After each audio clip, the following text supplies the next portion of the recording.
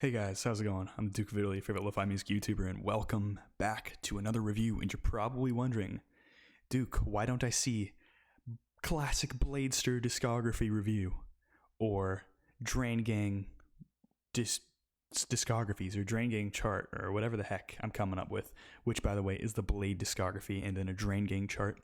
The reason for that is that there is one thing that is more important in this world than Bladey, Young Lean, and the fellas. It's my mom. It's my mom's birthday today. Happy birthday, Mom. Hope you're doing well out there. And this is an album that she very much enjoys. Now, my mom has some good music taste, as my dad does, at least in terms of an average person. You know, my mom likes the Beatles. My mom likes the group we're about to talk about today. My mom likes a whole bunch of pop music. Pretty agreeable tastes, which, I like to criticize people for being agreeable, but that's because I'm obnoxious. But my mom is a wonderful person. Don't know what she's doing at this very second. Maybe she's hanging with my dog Biscuit, who's probably arrived in a couple videos. Hi, Biscuit. But happy birthday, Mom. This video is for you. And because it's easy to review one album at a time. So we're going to talk about today Duke by Genesis. We're talking about me because I'm a narcissist. Now, bad jokes aside, Genesis is a progressive rock group from England, the heart of progressive rock, yada, yada, yada. Genesis is one of the biggest prog rock groups of all time, and I'm sure my parents might be watching this right now and be like, Duke, what the heck are you talking about? This isn't prog. It's not your obnoxious 20-minute long songs, your obnoxious guitar sounds and weird singing. And to that I say, well, it's pretty adjacent. A lot of people describe this album as like the turning point of Genesis into bad music or pop, basically, from the traditional Genesis fans that really love the Peter Gabriel era.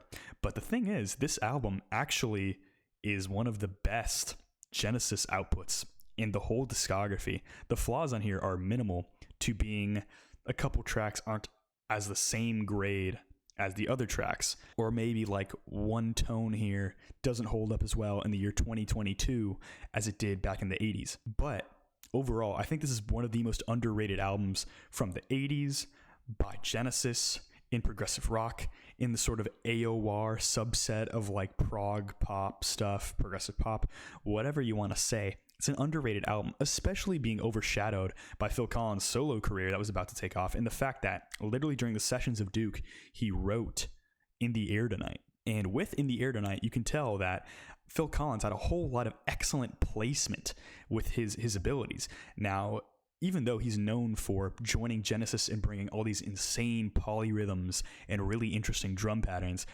he also just has an incredible ear for a good tune, for a good rhythm, a good drum lick, or whatever the heck you would call it. But Phil Collins is a beast.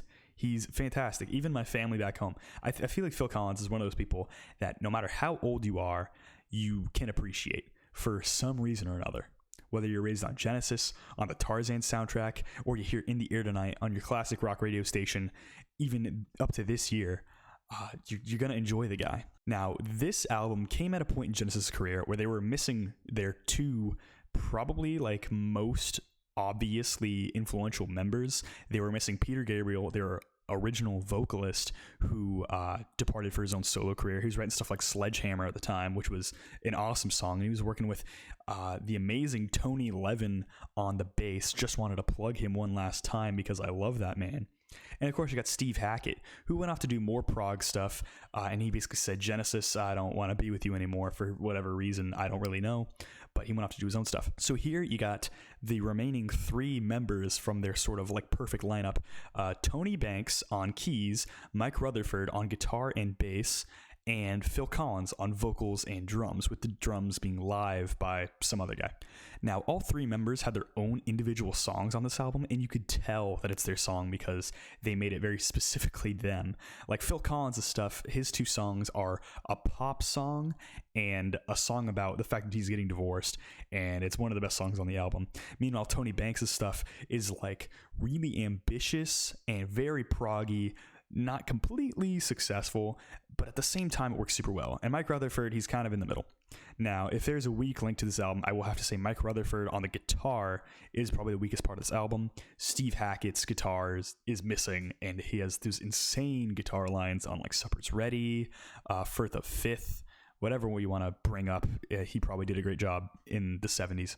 But Mike Rutherford's guitar lines don't really bring that much heat to them, but his bass lines do a really good job. And about this album, before I can get into it, I want to say that there is a deconstructed suite in here, kind of like Supper's Ready from Foxtrot. Supper's Ready is a 23-minute long song that, in a way, captures like 8 different movements, I want to say. I lost count.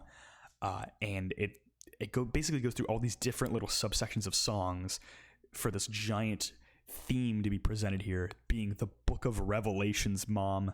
I don't know if you'd like Supper's Ready because it's 23 minutes long, and some of the parts are a little bit cheesy to, a listener in 2022, but it's about the Book of Revelations. It's heavily ambitious. There are themes of romance and fighting and war and technology and heresy and the defeat of Satan. So it's a really cool song, but we're not talking about that right now. We're talking about Duke, which you're wondering why it's called Duke. There's a character of Duke and there's a character of Duchess. Duchess having her own song, I guess, titled Duchess.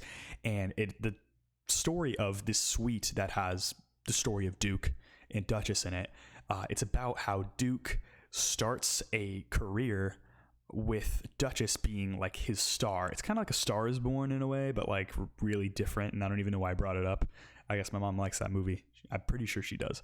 But it's kind of like he brings her up and then she like flops as an artist like midway through her career, and then he tries to move on to something else, but like they feel like they both betrayed each other, and then they try to meet up again, and I think the ending is kind of ambiguous, but I think it's kind of cool at the same time. But now that I got the concept out of the way, I really want to talk about the sound and the content of this album, because it's genuinely pretty astounding. You start off with the song Behind the Lines. Now, Behind the Lines is not really a single, but it honestly feels like it could be. It's got this really amazing rhythm section, probably one of my favorite rhythm sections in any song ever. Like, if there's any time where they can prove to themselves they don't need Steve Hackett, it's this song here, because Mike Rutherford's guitar line is phenomenal. I know I said his guitar lines are lacking on this album, but it's because they don't really exist past this song. If you average it out, it's like weak past this, but here it's awesome.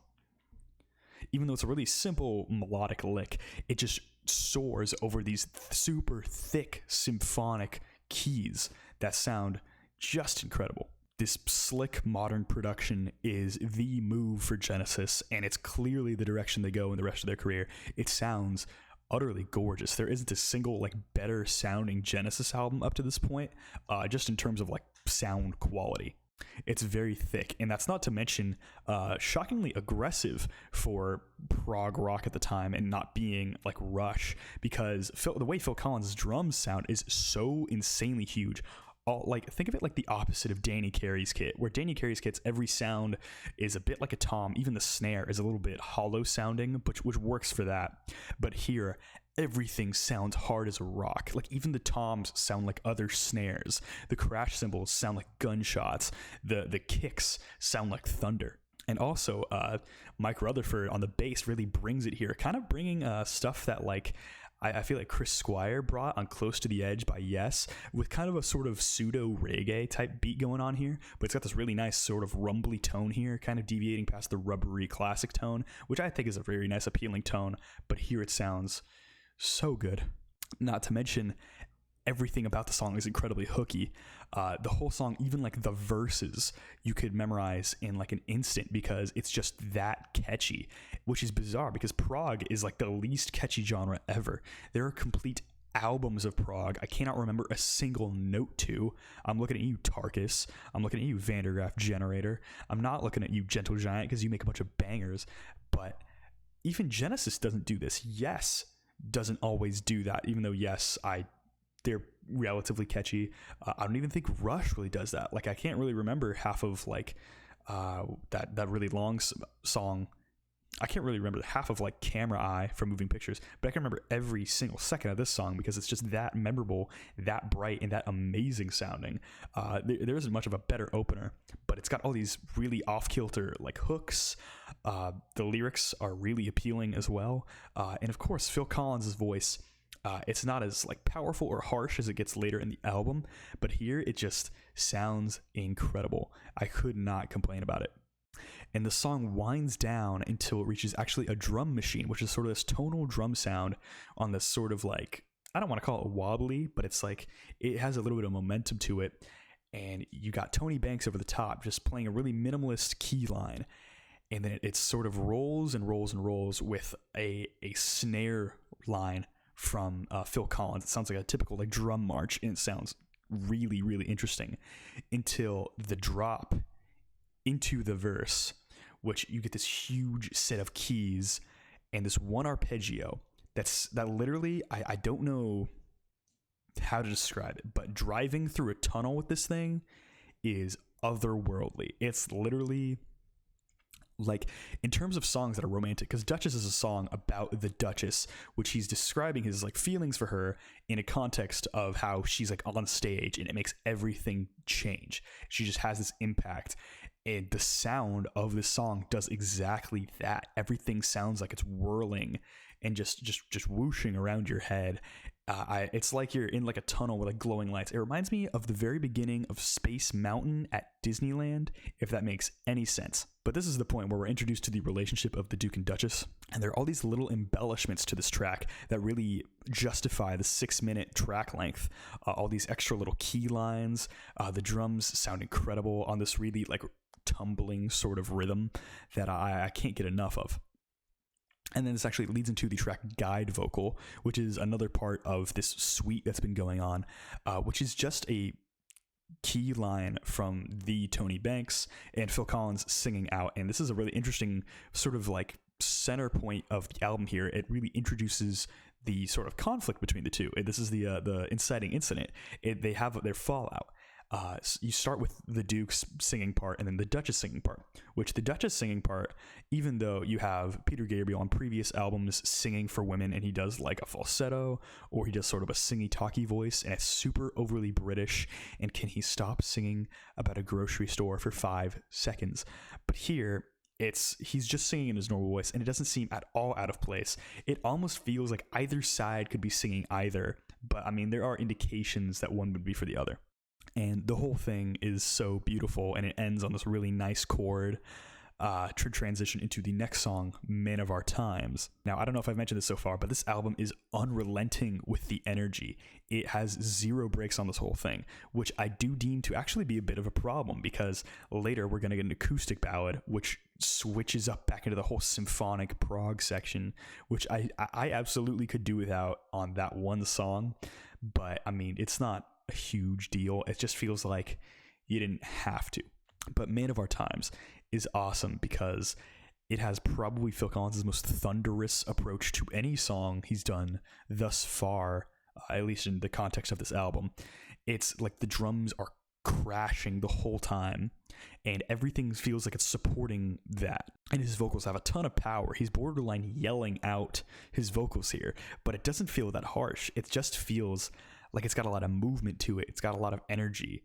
Now, the song I've heard is like a satire about like politicians at the time, which I don't really understand myself. But I like to think that it's a serious song about like the Duke taking initiative in his life, I guess. It's kind of a loose connection. This is one of those songs that you don't really want to connect the actual meaning to, because like, it's better if it's just like, whoa, Man of Our Times. So uplifting, so amazing. I mean, I think of like Roman imagery because I'm a Roman boo of sorts. But when he goes into the chorus for Man of Our Times, you've got like this big dropout and then this huge set of keys that just, these thick organ tones, and it's like descending, and it's just, you really get chills from how gorgeous it is. And then Collins comes in with this like thunderous vocal line, and he just repeats it, but it's so effective. You just want to hear it more and more and more. And even today, I kind of want to go back to the song and listen to it right now because it's just that good. And the next song was written by Phil Collins. This is the single Misunderstanding. The mix as a whole on this track sounds pretty great, but this is the most minimalist mixed song so far. I can probably tell that Tony Banks probably wasn't too happy with it because this is the pop song of the album. It's about Phil Collins singing about getting stood up on a date. super classic stuff. Works in a whole lot of contexts. On this album, a lot of it to me, I was like, I don't know about its placement here, just in the album as a whole. Like, it's not a bad song. I like it, but it really pales in comparison to like the grandiose themes and like imagery that has been presented so far. It's this really regal approach. Like, all the synths before sound like Peach Castle from like Super Mario, particularly Super Sluggers. That game in particular is what it sounds like, which my brothers will understand, and the real ones out there will understand that as well. But this song's really upheld by like Mike Rutherford, actually, because he's got a really catchy guitar line. It's like almost like slacker rock type of like chill, laid back, like rolling song with some like vocal inflections going over the instrumental. It's a fun track. I can't knock it because it's just fun. And then we get the next song, Heath, which is the proggiest sounding track so far, as it's got a really slow build up. And I don't have that much to say about how it sort of introduces itself, but there is a refrain that has a subtle little melody change that it is really incredible. And it kind of shows that like the little bits of input from like Phil Collins does add a whole lot here. But I think him and Tony Banks, when they interact most of all, is when their strengths are really shown here. Because the first few tracks on this album, everything from the Duke Suite is really the highlights of the album. So them all collaborating together is clearly their strongest points. Also, the bass work on this track here lifts it up quite a bit. Rutherford really showing his chops here. And I think the song does kind of lose its placement within the album, as the abstract lyricism is a bit much for me even. I mean, I love my abstract lyricism. I love a lot of symbolism, but it's kind of like Lizard by King Crimson, even though I that stuff like works really well, because you kind of forget that once like the crushing instrumentals come in. But here it's like you feel like it's trying to point somewhere, but you don't. It doesn't really lead anywhere that I know of. Kind of missing Peter Gabriel's writing. So the song is a bit confusing, but that's not to say I don't enjoy it. I think it's a very strong track. Just one of the weaker ones on this album, certainly. And next to Misunderstanding, it's two in a row that are probably the weakest on the album. Not that they're bad, just kind of losing their place.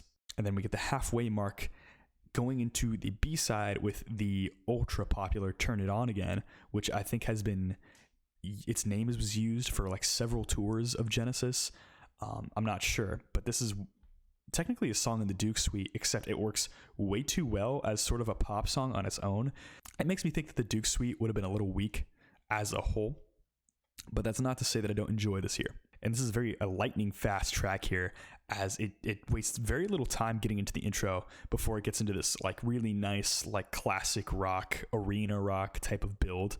And Colin's vocal line is just phenomenal here. And that is the thing that kind of sort of, I guess, changes it from like your REO Speedwagons of the time or like your Journeys of the time. Not that those bands don't have a lot of merit to them, but this really has a lot of personality, where all those other AOR sort of like prog dipped bands were kind of missing. This is really what they were missing right here on Turn It On Again. Now it's about consumerism and how a guy falls in love with his television and says he needs nothing else. Which is odd, because it's such an uplifting sounding song, and it's a very motivating and energetic song.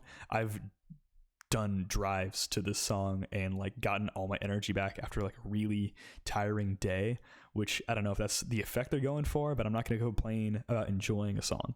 The next song is Alone Tonight, and this is the acoustic sort of ballad I was talking about before, and it is of two sort of like simpy kind of love songs here. This would be in the bottom 3 tracks on the album in my opinion, but the acoustic guitar line is pretty strong for what it is. I'm getting sort of notes of Tears by Rush, as it is a prog sort of pop ballad here, but it is missing the consistency that song brought. And of course there's a sheer immensity in the production here, which is shown off in the build to the chorus. And I almost wish they showed some restraint here, because this is when the synth lines come through. Not that Alone Tonight is not a very enjoyable track, I just think it gets a little monotonous having its placement on this album. I just wish it kind of didn't do that. I wish it was just completely acoustic. If there was like a bonus track version that was just acoustic, would have been fine. Also, the lyrics are not as gripping as the other love songs on the album. Not that I don't completely enjoy it and sing along to it every time, but I like it. Next, we get Cul-De-Sac, which is the other Tony Banks song and the more successful of the two, and one of the best tracks on the album, as it's about an army sort of marching to their inevitable doom, which, in the context of the album, thinking of this Duke character like doing this hopeless errand and sort of giving everything up for the Duchess, that's how I connect it, and to me it works fine. You might think that that's a little cheesy and being like, wow, really? Like romance in place of like dying for your cause, but he's probably giving up his career here, so like, it's still sacrifice, and that's what matters. And it's got a very progressive approach to this track here. It's got a super huge build and a really interesting switch up about like a minute through. And the build is so huge here, and it really pays off with some excellent melodies. Tony Banks really brings it on this track, and Phil Collins' vocals are gorgeous too. I could not complain about this track. And next we get this track, Please Don't Ask, written by Phil Collins, which, this is only a hot take because people don't know the song, but this song is better than Misunderstanding. It's a sleeper hit of the album. It is a fantastic cut. The emotions on this track are so unbelievably rich and thought-provoking that it's really hard to like not be totally engaged. And this is a song about Phil Collins' actual divorce. Not going to get into how many divorces he had in real life, but around the time, I think this was like his first. So it's like one that like really, really, really matters, especially because he had kids, and he was just heartbroken, and you can totally tell because everything here just makes you want to just cry. The chorus is gorgeous. The chords that build it sound fantastic. No dissonance because it's like their poppy stuff, but it sounds really, really nice. The song isn't that complicated, but it's one of my favorite pop tracks off the album, and probably one of my favorite Phil Collins tracks just in general. I love how the chorus is just distracting from like his own feelings, which really puts you in his shoes. It's just heartbreaking. It's a really sad song. I swear I'm not crying. I swear I'm tired, and I just yawned during a cut here. But if it makes you believe how emotional the song is anymore, then I'm going with it. And this leads into the very climactic track, Duke's Travels, the longest track on the album at about a little over 8 minutes in length. And this track is almost entirely instrumental. And it sort of combines elements of Duchess, guide vocal, and behind the lines, at least in terms of those majorly huge symphonic textures from the keys from Tony Banks, of course. Now, it's a bit Kansas sounding, how it jumps in, but you got Phil Collins' massive sort of like toms just ripping through, and it carves all the way through until it reaches a totally different melody, and it shifts into a more legato sort of melody that I was really enjoying before these synth arpeggios jump back in and just turn the jets all the way on. And then you get some really awesome sounding motifs that the synths just jump on top of and start climbing over, which this rhythm section is freaking incredible. I wish I could say it another way, and I'm throwing these terms at you guys' head, but I just want to let you guys know this is one of the most tense fusions of prog and pop ever. Like, get Supertramp like out of your mind if you actually think that they are like a commercial viability for prog when this exists. There's so much emotion in the instrumental, and it sounds incredible. I say that a lot here. It truly sounds incredible. Every note is fantastic, and then it gets really tense before it releases, and it gets more tense again. It's just this back and forth. It feels combative. It's like Right in 2 by Tool. That's pretty generous. But back in the 80s, until it opens up for Phil Collins to start singing, and you're like, what is he singing? He's singing just a slightly like more intense version, no note changes or anything, of guide vocal, and it's just it says like, I am the one who guided you this far, blah blah blah blah blah blah, and it's just this huge release, and it's like they're really trying to like talk one last time, and like the implication is almost like that they fail, which is just so sad. and it literally gives chills when it's introduced back. For your guys' benefit, I really hope you heard this track before I mentioned it here, because I feel like that's like a spoiler for the album. The fact that they bring it back, and it doesn't feel lazy. It feels like a genius idea, because I mean, they obviously played it before. It's so good though. And then after Duke's Travels, you get Duke's End, which is the shortest cut on the album, I think, maybe, other than the original guide vocal, which basically brings back the behind the lines instrumental passage, and it adds sort of a guitar solo. And there are a couple more rhythm parts that it feels almost like cutting room floor pieces, but like stuff that like just barely didn't make it. But it is a very energetic track here. It's a really good sounding little piece of music here, and they ended up starting a lot of their shows with this, so I can't really complain that much. And it's not a bad way to top the album, honestly. I think it's pretty solid. So what do I feel about Duke by Genesis? Well, I mean, I'm amazing. I'm the best music YouTuber there ever was. This is based in red pilled, I gotta admit. Just incredible. Just an incredible piece of music. Incredible writing. Instrumentals are great. Really showing, like, this is what a lot of the real fans who like prog but don't love prog independently, this is what they hear this and they're like, this is the last gasp of fresh air before Genesis turns into something no one really cares about. And for good reason, because this thing is awesome. And I hope you guys can listen to it. Again, Mom, happy birthday. Hope you're doing well out there. I hope you're watching this when you have some free time and you're bored and you don't know what else to do with your time.